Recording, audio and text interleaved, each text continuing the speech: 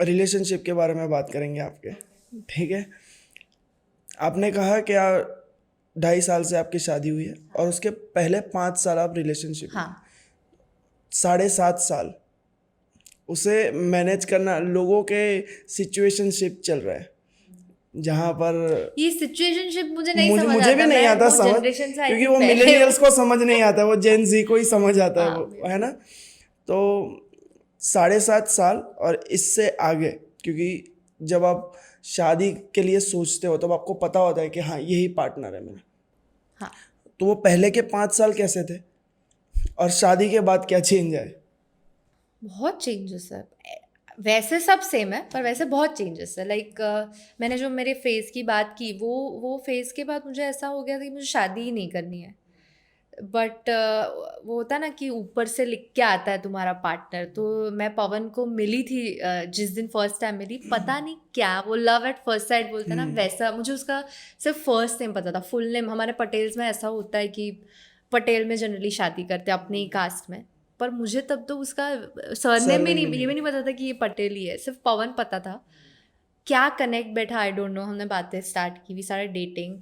Starting के ऐसा बोलते 6 महीने ना बहुत ब्यूटीफुल गुजरते हैं, बिकॉज उसमें तुम तुम्हारा बेस्ट बेस्ट, सेल्फ रहते हो, हाँ तुम्हारी बेस्ट वीकनेसेस, दिखाते हो। तुम्हारे मतलब वो सिर्फ स्ट्रेंथ्स बाहर आती है, वीकनेसेस इतनी बाहर नहीं दिखती। तो वो तो ऑब्वियसली बहुत ब्यूटीफुल गए। धीरे धीरे फिर हम एक दूसरे को on the most basic level जानने लगे and we found out that we are opposites. Of course opposites attract, पर हम इतने अलग थे कि झगड़े भी उतने होने लगे हमारे। बट वो कहते हैं ना कि if you want to stay with that person, you will make sure that इधर you change for good for that person. मैं ऐसा नहीं बोल रही पूरे ही चेंज हो जाओ, तुम्हारी बैड हैबिट सुधार के तुम अच्छे पर्सन बनोगे। मुझे एक एस्ट्रोलॉजर ने भी बोला था and I also feel that Pavan मेरी ज़िंदगी में आया ही इसलिए to transform me, like to be the best version of myself. Because 7 साल पहले जो मैं थी और आज जो मैं हूँ उसमें बहुत फ़र्क है, और उसमें कहीं ना कहीं सबसे बड़ा हाथ पवन का ही आता है। अभी शादी के बाद की चेंजेस की आप बात कर रहे हो, तो शादी के पहले क्या होता है, आप सिर्फ 3-4 घंटे के लिए मिलते हो, ट्रैवल की अलग चीज़ है। शादी के बाद तुम पूरा दिन उनके साथ रह रहे हो, मतलब सिर्फ बेस्ट आवर्स नहीं, तुम रिस्पॉन्सिबिलिटीज़ भी बढ़ जाती है। Family also plays an integral part. उसमें भी करियर्स दोनों के सेपरेट चल रहे हैं, तो वो एक आ जाता है। मुझे 2 साल लगे हैं सेट होने में फैमिली लाइफ में, but now I am set.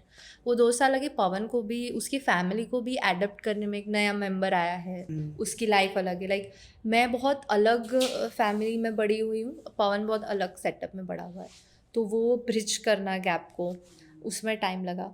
But अभी टचवुड अभी ऐसा है कि सेट हो गया, अभी 2-2.5 साल लगते हैं। I would just suggest to the Gen Z, whatever situationship they are facing, that आजकल बहुत कॉमन हो गया, दैट नहीं पा रहा है ब्रेकअप, नहीं पा रहा है, टॉलरेंस लेवल कम हो गया। हाँ टॉलरेंस लेवल।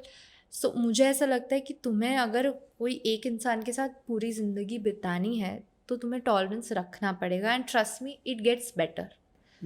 तुम्हारे मम्मी पापा है, तुम उनसे तो छुटकारा नहीं पाने वाले हो ना, you have grown with their आप वीकनेसेस एंड एडजस्ट स्ट्रेंथ्स। करते हो ना कि हाँ मैं वो ऐसा है। सैक्रिफाइस कॉम्प्रोमाइज नहीं बोल रही हूँ, you just use to how they are. Not everybody can work according to you, you also have to understand कि वो जैसा है वो वैसा ही है, you have to work around it.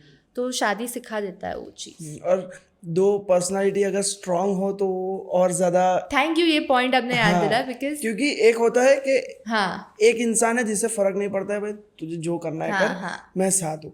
पर इश्यू तब आता है जब दोनों स्ट्रांग पर्सनालिटीज है, दोनों अपने करियर्स के लिए भी अपने थॉट्स के लिए भी स्ट्रांगली बिलीव करते हैं कि नहीं ये मैं चेंज नहीं कर सकता। मेरे पवन के केस में यही है, we both are so strong है। लाइक कभी कभी झगड़ा होता है, हम पेरेंट्स को बता देते हैं, दोनों के साइड से पेरेंट्स की, तुम लोग अपना देखो, तुम दोनों नहीं सुनने वाले हो किसी की, क्योंकि ज्यादा प्रॉब्लम तब आता है। तब आती है। But you know what, love over powers everything. ये बहुत क्लीशे चीज़ी हो गया, बट इट्स ट्रू। पर एक पॉइंट आता है जब है ना झगड़ा भी हो रहा है बहुत ज्यादा हो रहा है, पर एक पॉइंट आता है तब सोचते हैं छोड़ो यार, हाँ हाँ, वो हटाओ, आना ही चाहिए, आना ही चाहिए, आना क्योंकि ही जब वो नहीं आएगा तब फिर सिचुएशनशिप होगी। एक वो स्कूल ऑफ थॉट है कि आपको सोना नहीं चाहिए झगड़ के, मतलब you have to sort everything before you fall asleep. उसके पहले तुम्हारा सॉर्ट हो जाना चाहिए जो भी झगड़ा है।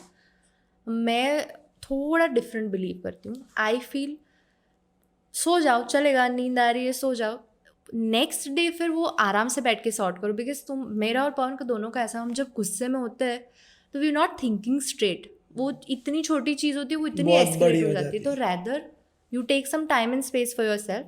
सुबह फ्रेश माइंड से you can sort that matter out easily. तो मैं वो स्कूल ऑफ थॉट्स. मैं भी सेम चीज़ में बिलीव करता हूँ, क्योंकि अगर अगर दोनों एक ऐसे स्टेट ऑफ माइंड में जहाँ पर आपको, आप ऐसी चीज़ें बोल जाते हो जो आप मीन नहीं करते हो, फिर आपको रिग्रेट तो होगा ही होगा, पर You वो can't सामने take the words हाँ back. वो सामने वाले को लग भी जाती है वो चीज़.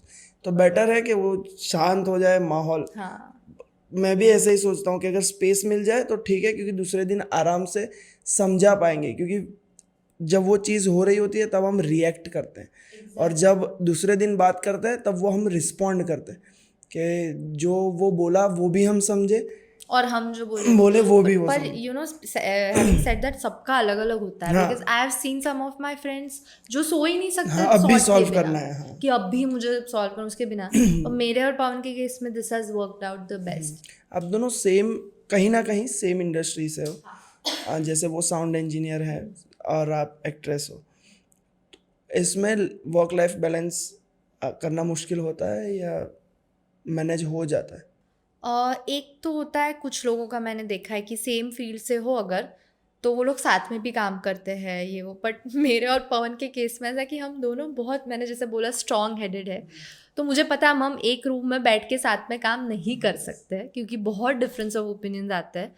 ऐसा नहीं कि मैं गलत हूँ या वो गलत है, but we are very different. So what has worked out best for us is कि वो मेरे फील्ड में दखल अंदाजी नहीं करता, मैं उसके फील्ड में नहीं करती हूँ. हाँ, जहाँ कुछ अच्छे के लिए बोलना होता हो तो हम बोलते हैं, और हम वो एक दूसरे का सुनते भी हैं, out of love and out of respect for each other.